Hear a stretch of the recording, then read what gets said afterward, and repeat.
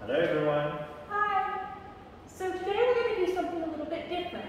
Today, me and Mark are going to read you a story, and tomorrow we're going to have an art project based off the story we read today. Okay, so today we're going to read about the Lorax.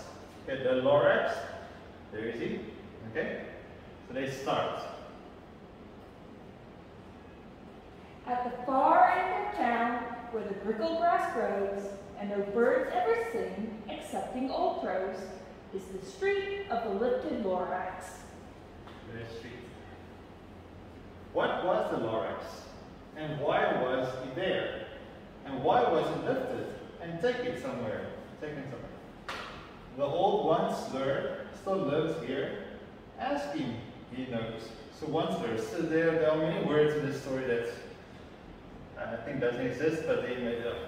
They don't exist, or there's where they take two words and just smash them together. But that's normal for Dr. Seuss books. Okay, next one. Sometimes he speaks and tells how the Lorax was lifted away. He'll tell you perhaps, if you're willing to pay. On the end of a rope, he'll let down the tin pail. You'll have to toss in 15 cents and a nail. It all started way back when the grass was still green, and the pond was still wet, and the clouds were still clean. One morning I came to this glorious place, and I first saw the trees, the bright colored tufts of truffula trees. Truffula trees. Mile after mile in the fresh morning breeze. See? Truffula trees. Truffula trees. You didn't read enough Dr. Seuss as a kid. Okay, next one. Those truffula trees, all my life I've been searching for trees such as these. The touch of their trunks were much softer than silk, and they had the sweet smell of butterfly milk. I felt a great leaping of joy in my heart. I knew just what I'd do. I unloaded my cart. In no time at all, I had built a small shop. Then I chopped down a truffula tree and one chop. I got one chop. I saw something pop out of the stump of the tree I chopped down. It was sort of a man. He was shortish and oldish. So he was really short and old and brownish and mossy, and he spoke with a voice that was sharpish and bossy. Well, that's a mouthful. Mister, he said with a sawdusty sneeze, I am the Lorax. I speak for the trees. Look, Lorax, I said, there's no cause for alarm. I chopped just one tree. I'm doing no harm. I'm being quite useful. This thing is of need. A need is a fine something that all people need. It's a shirt. It's a sock. It's a glove. It's a hat. But it has other uses, yes, far beyond that. Far beyond that. I'm busy, I told him. Shut up if you please. I repeat, cried the Lorax, I speak for the trees. I rushed across the room, and in no time at all, built a radio phone. I put in a quick call. So there's a phone you built, so they made a quick call. I called all my brothers and uncles and aunts, and I said, listen here, here's a wonderful chance for the whole Wensler family to get mighty rich.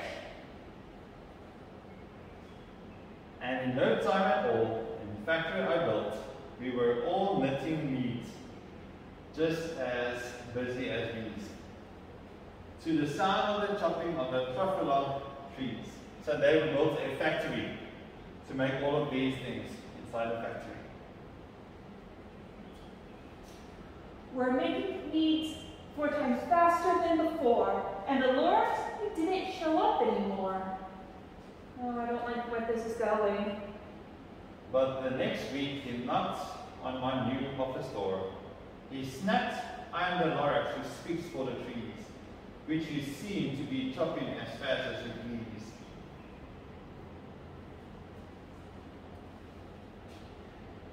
Now, thanks to your hacking my trees to the ground, there's not enough truffle of fruit to go round.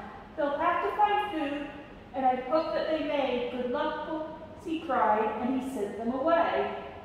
So all the animals are so sad now. You see how dark it gets. I, the old onceler, felt sad as I watched them go. But business is business, and business must grow. So you want to have more business, and the animals should just go away for you. Then again he came back. I was fixing some pipes when the old nuisance, Lorax, came back with more gripes. "I am the Lorax," he called Onceler. "You're making such smogulous smoke." So it's making a lot of smoke from the seafoam factory. "My poor swarmy swans, why they can't sing a note. So I'm sending them off for a month or a year to escape from the smoke you've smoked up around here." "You're glumping the pond where the honeyfish hum." You see, they're polluting all of the rivers and the ponds and all the water sources. "No more can they hum, for their gills are all gummed." Oh, the poor fish. Yeah, you see all the fish. There's even bananas, fish, and boxes, and lots of trash. "So I'm sending them off, but their future is dreary.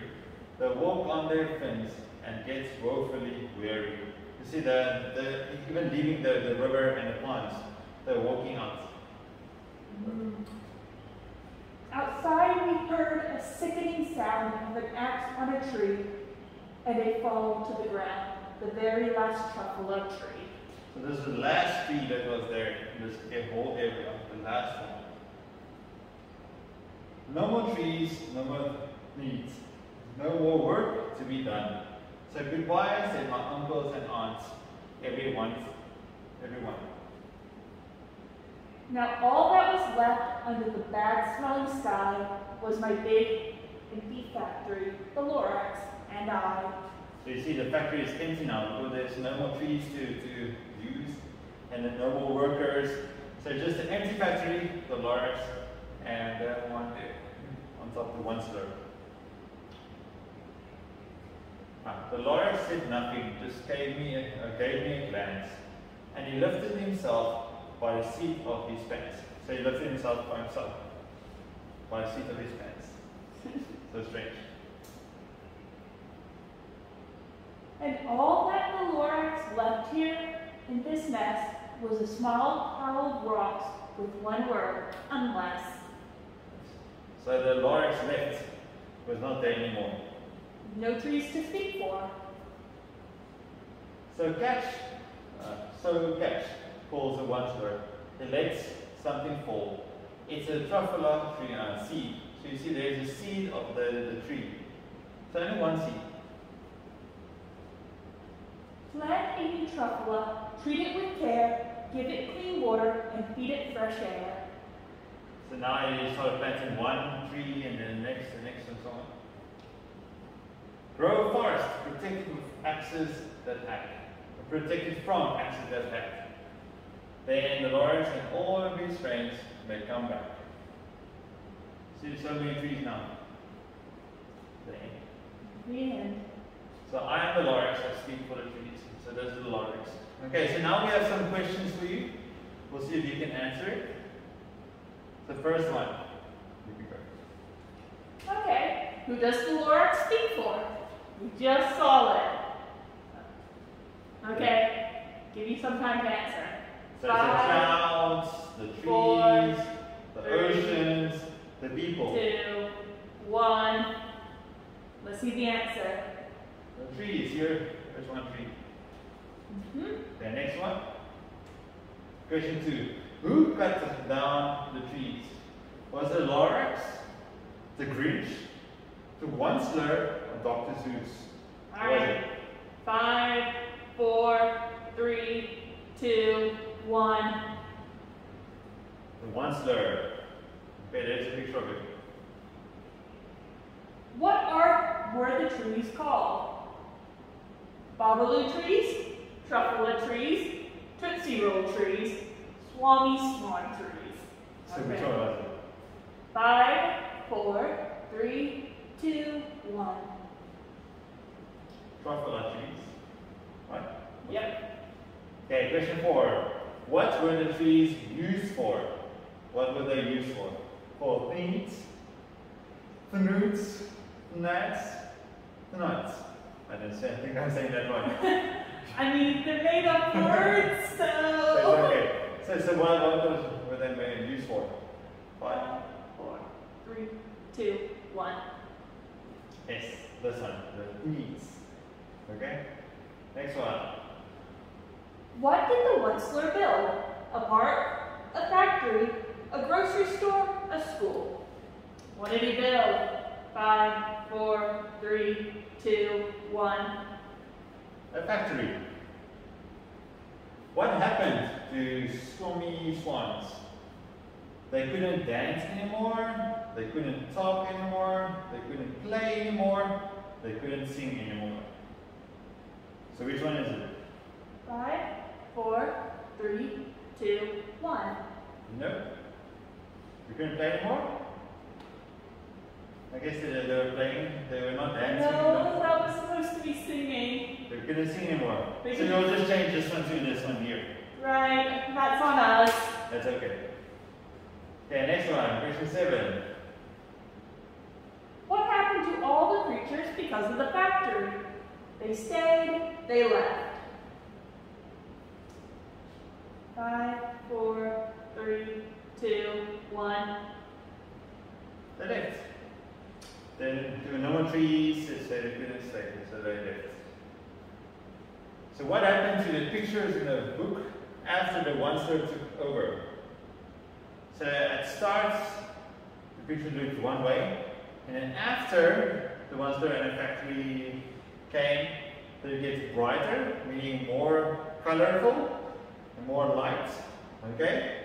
Or it got darker. Which one is it? Alright, 5, 4, 3, 2, 1. There, if you can see, there's a picture, it got darker, less colorful, so it just looked bad. Let's see the next question. What happened when the last tree was cut down? The Onceler made more trees, the Lorax left, the creatures came back. What happened? 5, 4, 3, 2, 1. The Lorax left. There were no more He trees. lifted himself up. That's 5 facts. Okay, what is the message of the story? So what is the idea of the story? Destroy the environment. If you see something, you have to hit it and kill it. Take care of the environment. Or be greedy, you want more and more money. Which one is it? 5, 4, 3, 2, 1. Yes, take care of the environment. So try not to use too much water or pollute or Cut down trees that you cut down don't need trees. to, or Yes. if you're going to, make sure to replant. Who wrote the book? Dr. Seuss, J.K. Rowling, Mo Williams. Okay, 5, 4, 3, 2, 1. Dr. Seuss. Easy enough. Next one. What did the Onceler give the boy at the end? So the Onceler put something out of the car window. What was it when he left?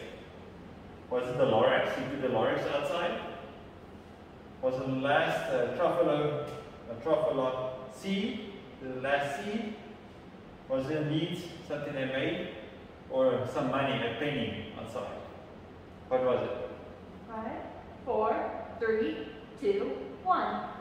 The last truffula seed. So there's the seed of last one. Last question. Who is this? Is this the Onceler, the Grinch, the Lorax, or the Cat in the Hat? Who was it? 5, 4, 3, 2, and 1. And answer the Lorax. The Lorax. There. Okay, so tomorrow we're going to continue and we're going to continue with this and do a drawing? A drawing. We're going to learn a little bit more about Dr. Seuss too. Okay. Alright, so check out the next video. See you tomorrow.